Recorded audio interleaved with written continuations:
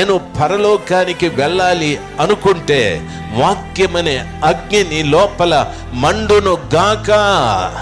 వాక్యమనే అగ్ని మండును గాక. నీవు పరలోకానికి వెళ్ళినప్పుడు మండుచున్న గొరివిలాగా వెళ్ళాలి, లేక ఆరిపోయిన కర్రలాగా కాదు. దయచేసి గమనించాలి, నిత్యము మండుతూనే ఉండాలి. వాక్యం వినినప్పుడంతా నీ లోపల వాక్యం అనే అగ్ని మండుతూనే ఉండాలి. మా పాస్టర్ గారు ఉన్నారు.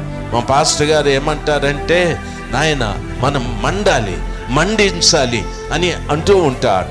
నేను అనుకుంటాను, నేను మండి అయిపోయింది కానీ మీరు మండండి అని నేను అంటూ ఉంటాను. దయచేసి గమనించాలి, సర్వశక్తిమంతుడైన దేవుని సన్నిధానములో కూర్చున్న ప్రతి బిడ్డకు నా మనవి, మీరు ఏ సంఘము నుండి వచ్చారో, ఏ బోధను విని ఇక్కడికి వచ్చారో, ఏ బోధ అయినా వినండి, ఏ సంఘానికైనా వెళ్ళండి.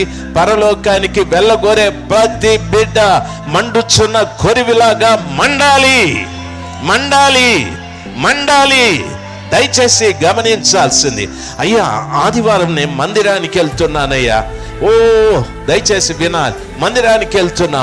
ఒక ఆయన ఏమంటాడంటే, మీ చర్చిలో చాలా టైం కూర్చోవాలని.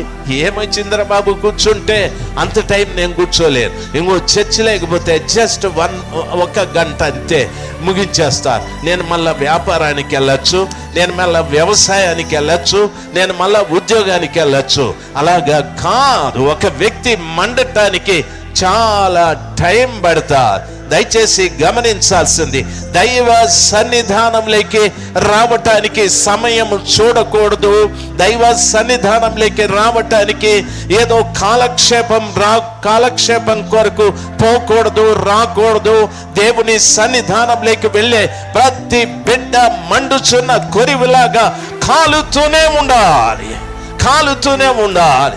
యేసు క్రీస్తుని నా సొంత రక్షకుడుగా అంగీకరించిన దినము నుండి నా చావు వరకు నా లోపట దేవుని వాక్యం అనే మంట మండుతూనే ఉండాలి.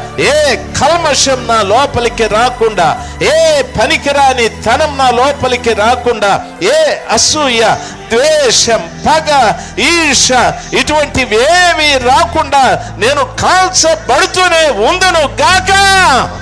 హల్లెలూయా.